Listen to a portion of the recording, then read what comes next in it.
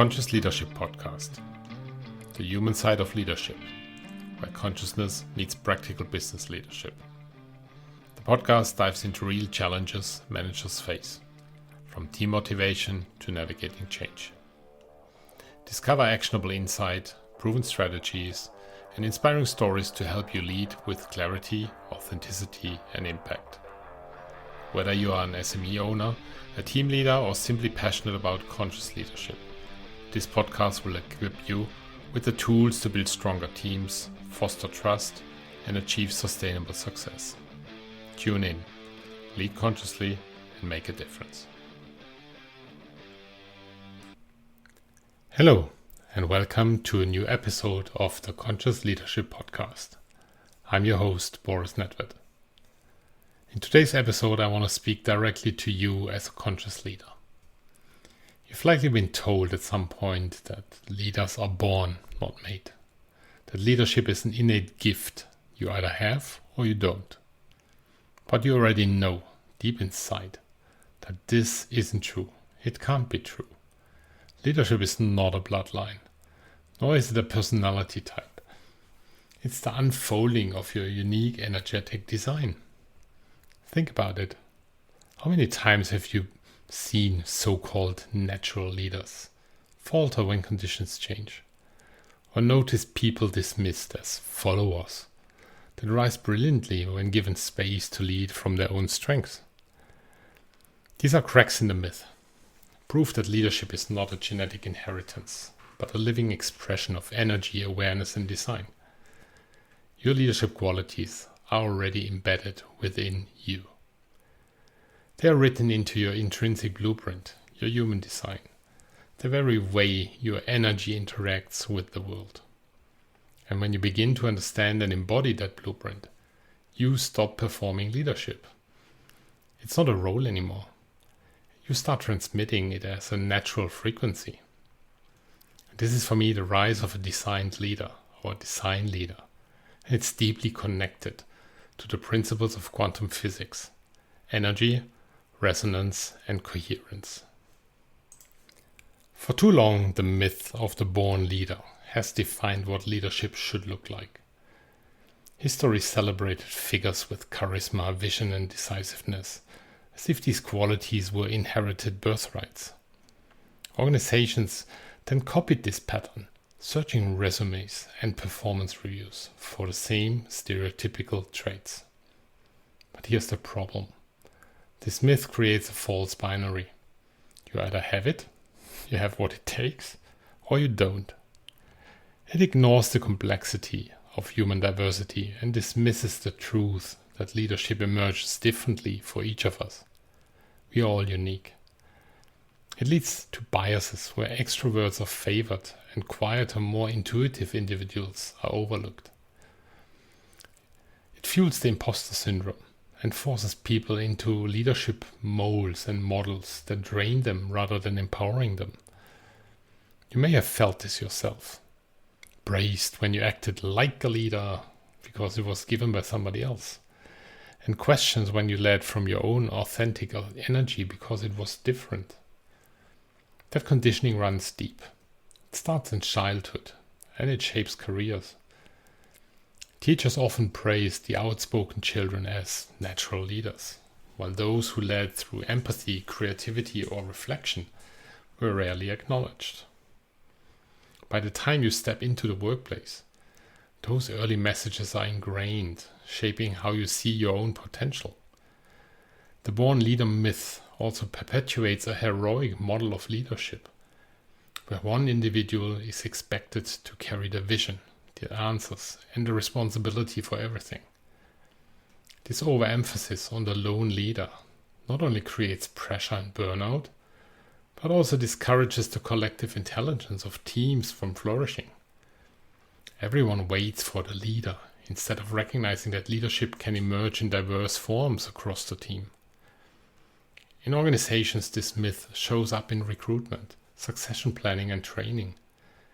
Companies continue to look for the same archetype: outspoken, decisive, charismatic, while overlooking the leaders who bring subtle strengths like deep listening, systemic thinking, or the ability to create a psychological safety.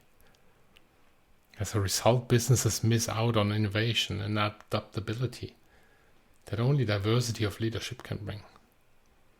It's time to demolish this outdated paradigm. The truth is, leadership is not a gift given to a chosen few. It is an expression of your unique design.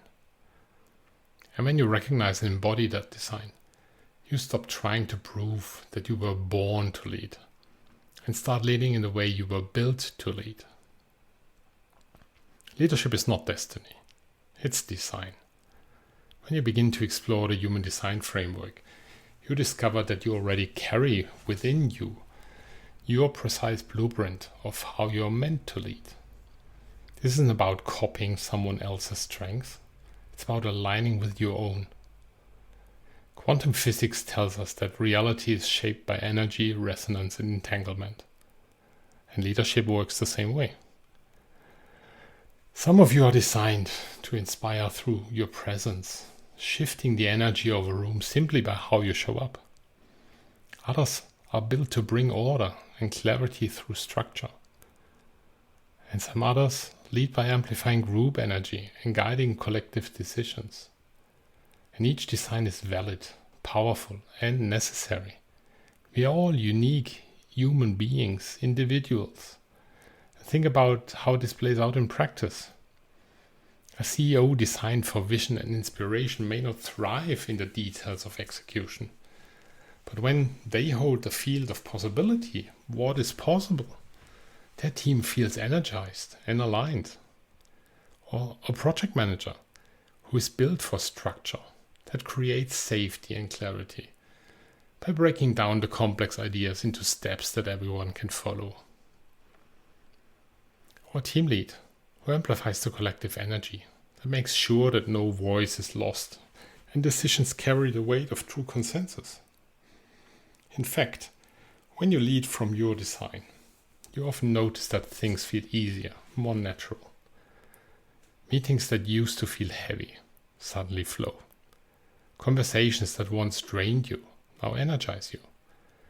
And instead of forcing yourself to lead like someone else, you create an energetic field that attracts alignment. This isn't about effort. It's all about resonance. And here's the beauty. When organizations allow leaders to lead from their design, they get diversity. Diversity of style and strength. They unlock ecosystems of leadership rather than cookie-cutter hierarchies. The company becomes adaptive, innovative, and resilient because it's no longer forcing everyone into the same narrow mold. The shift is from managing people as interchangeable roles to honoring them as unique frequencies in a larger orchestra. Design-based leadership reframes leadership from being a title or a set of competencies to be in energetic alignment. It acknowledges that your quirks and nuances are not flaws, but your own signals. Your signals of how your leadership is meant to express itself. And when you step into that alignment, you stop wasting energy on performance and you begin transmitting a leadership presence that others can feel and trust. That brings me to the deconditioning process. To fully step into your designed leadership, you must decondition. This means unlearning the scripts and behaviors you were taught to mimic and releasing the pressure to always be decisive, extroverted, or endlessly on. Ask yourself, where are you forcing yourself into leadership behaviors that feel heavy? Where are you trying to replicate someone else's approach, even though it leaves you drained? Where do your supposed weaknesses actually feel like potential strength when expressed authentically? Deconditioning is not easy. It takes courage and it takes time. But as you peel back the layers, like an onion, you discover that the qualities you thought disqualified you from leadership are often the very gifts your design brings to the table. And when you lead from that place, your authority becomes natural, sustainable, and magnetic. Deconditioning also happens to the team and organizational levels. Cultures that are deeply conditioned around one-size-fits-all leadership models have to unlearn too. They must let go of rigid promotion systems, narrow leadership pipelines, standardized training that tries to turn everyone into the same archetype. Instead, organizations can create environments where leaders are encouraged to explore their design, share their unique strengths, and experiment with new ways of leading. From a quantum perspective, deconditioning is about restoring your coherence. Conditioning pulls you out of the alignment. It's like an interference pattern distorting a clear signal in the radio.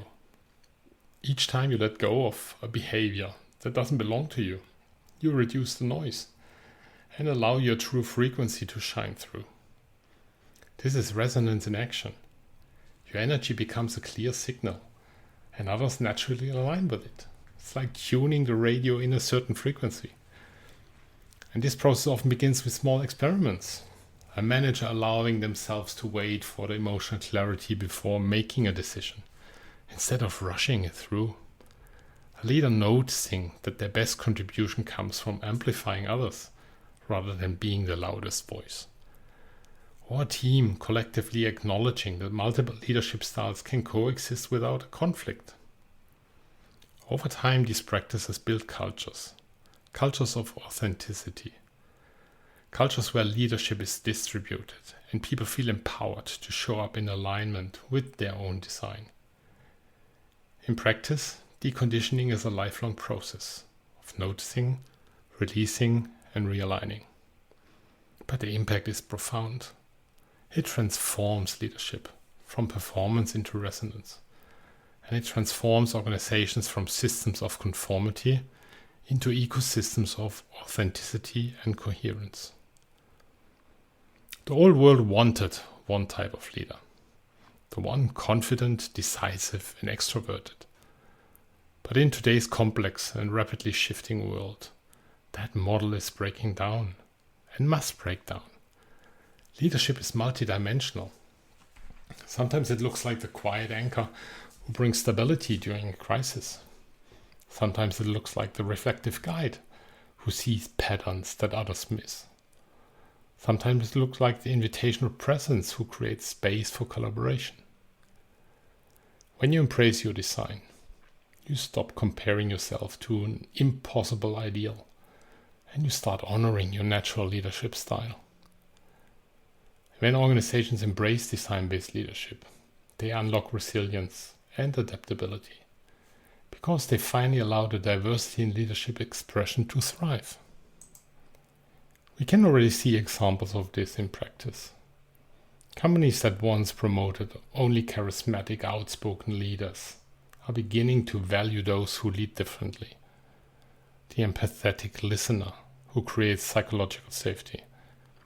The systems thinker who spots risks before they even can emerge. Or the integrator who unites conflicting perspectives into coherent action plans. These leaders might not fit the old archetype, but they are often the ones who sustain innovation and trust over time.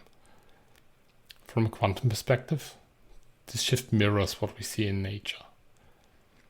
Just as ecosystems in nature thrive when multiple species coexist and balance one another, organizations thrive when leadership is expressed through a spectrum of designs. Coherence arises not from uniformity, but from resonance. Each leader embodying their authentic frequency and contributing to the larger field. By moving beyond one-size-fits-all leadership, organizations stop leaving hidden talent on the sidelines. They empower people to contribute from their strengths instead of trying to imitate someone else's. This diversity of design brings the same kind of resilience we see in ecosystems. The more variety, the stronger the system becomes. It also builds cultures where innovation, trust, and creativity can flourish, because leaders are not suppressing their authenticity to fit into this outdated model. The shift is clear, at least for me. and you can think about it. And I invite you to think about it. Cookie cutter one-size-fits-all leadership belongs to the past. The future belongs to organizations that recognize leadership as a living spectrum of designs, each adding its own frequency to the whole, creating in an orchestra of individuals, a symphony of coherence and adaptability. The myth of the born leader is luckily fading. You're not meant to copy, conform, or perform. You're meant to lead by design, by your design. And your human design is your blueprint, your energetic DNA. And it connects directly to the quantum nature of leadership. Energy, resonance, coherence are not abstract. They are the mechanics of how you influence, inspire, and align others. When you step into that truth, you free yourself from imposter syndrome. You conserve your energy, and you transmit a frequency of leadership that others simply can feel. Your authenticity becomes your authority. And for organizations, this isn't just theory, it's a competitive advantage. Companies that embrace design leadership gain the edge. They attract talent by valuing the individuality. They raise talent by giving people permission to grow into their own blueprint. And they keep talent by creating cultures of authenticity. And externally, they project a strong human-centered image that customers, clients, and partners resonate with. For me, the call is very clear. Stop chasing the myth of the born leader and start cultivating designed leaders, yourselves included. When you align with your intrinsic design, you not only lead more sustainably, you become a signal for what conscious, future-ready leadership looks like. This was episode 34 of the Conscious Leadership Podcast, the myth of the born leader and the rise of the designed leader. If you are ready to explore your own blueprint and step into design-based leadership, visit my website, humaninthecenter.com. There you'll find tools, guidance, white papers, and lots more to align with your intrinsic design and to lead from resonance rather than role. Lead as yourself, not as a myth. Because you weren't born a leader, you were designed as one. Until the next time, stay intentional, stay conscious, and keep leading with purpose from the inside out. Thank you for listening to the Conscious Leadership Podcast. Look forward to the next episode to come and stay intentional, stay conscious, and keep leading with purpose. Until the next time, bye.